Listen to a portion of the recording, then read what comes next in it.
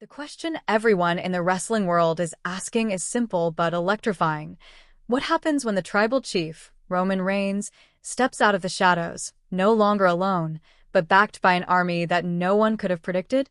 What happens when the most dominant, calculating, and awe-inspiring force in WWE history returns to Monday Night Raw with a faction so powerful, so unexpected, that it threatens to change the entire landscape of the company forever? The anticipation has reached its breaking point. Roman Reigns is back, and the war for Survivor Series has now ignited into something far more dangerous, far more personal, and far more epic than anyone could have imagined. The moment his music hit, the atmosphere shifted instantly. Before the shocking reveal of the new alliance that could redefine WWE's power structure, the company made sure fans could show their loyalty to the true tribal chief.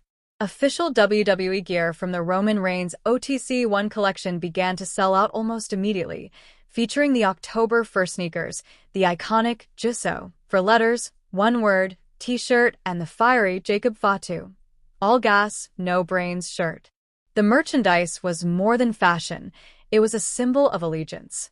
Every fan who has followed Roman's journey from the head of the table to the edge of exile wanted to wear something that said they stood with him in his rise back to dominance.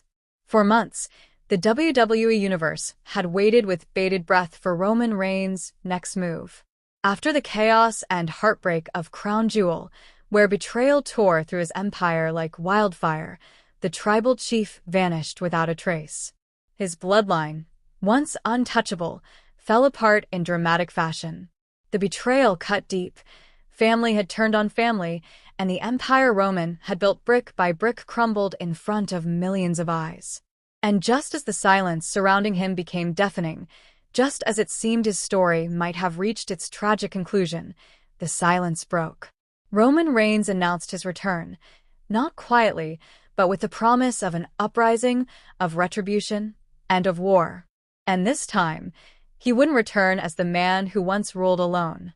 He would come back as the leader of a faction so dangerous, so united, that it would shake WWE to its core. Meanwhile, the enemy had already made its move. Paul Heyman, the self-proclaimed mastermind behind countless WWE power plays, had created a monstrous alliance known as the Vision. Featuring Brock Lesnar, Bronson Reed, and Braun Breaker, this faction had quickly become a juggernaut, an unstoppable, cold, methodical machine that demolished everything in its path. Together, they represented a new kind of power in WWE, one that wasn't about loyalty, bloodlines, or respect. It was about control. They systematically broke every opponent that stood against them, including Seth Rollins, who was left physically shattered and mentally broken. The question was whether anyone could stop them. For weeks, fans wondered, could Roman Reigns, the fallen tribal chief, rise again?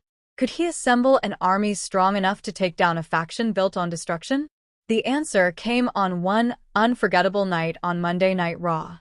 As Paul Heyman strutted into the ring, his smug grin and confident tone filled the arena.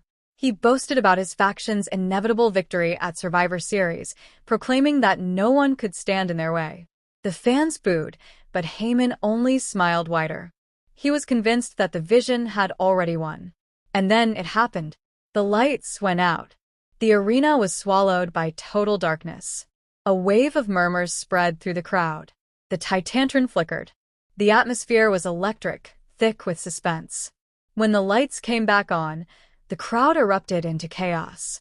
Standing tall on the entrance ramp was Roman Reigns. But this wasn't the Roman they remembered. There was something different in his eyes.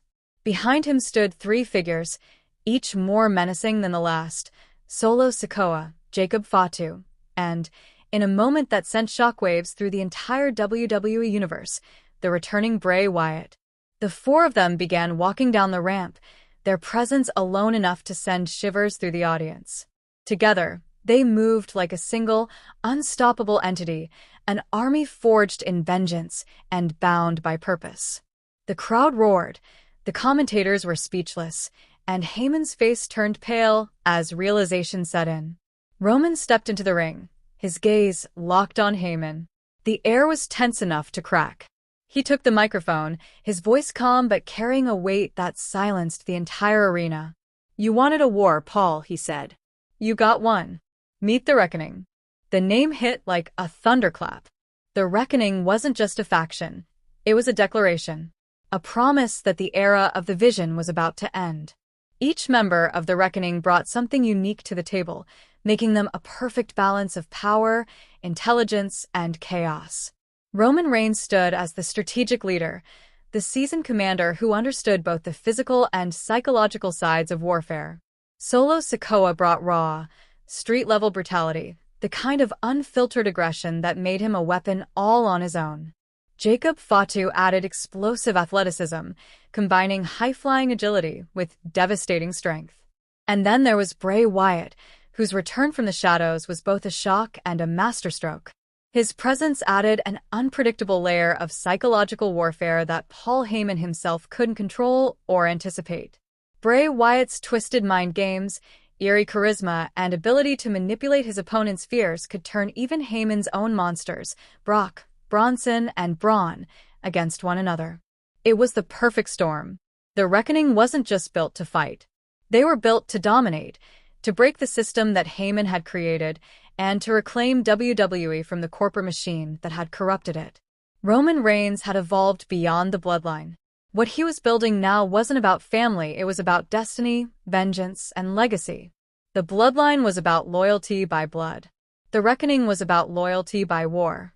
It symbolized rebirth through destruction. When Roman declared the name of his new faction, fans understood immediately that this was more than a storyline. This was a new era. The dynamic between Roman and Heyman, once built on trust and partnership, had now transformed into pure hatred.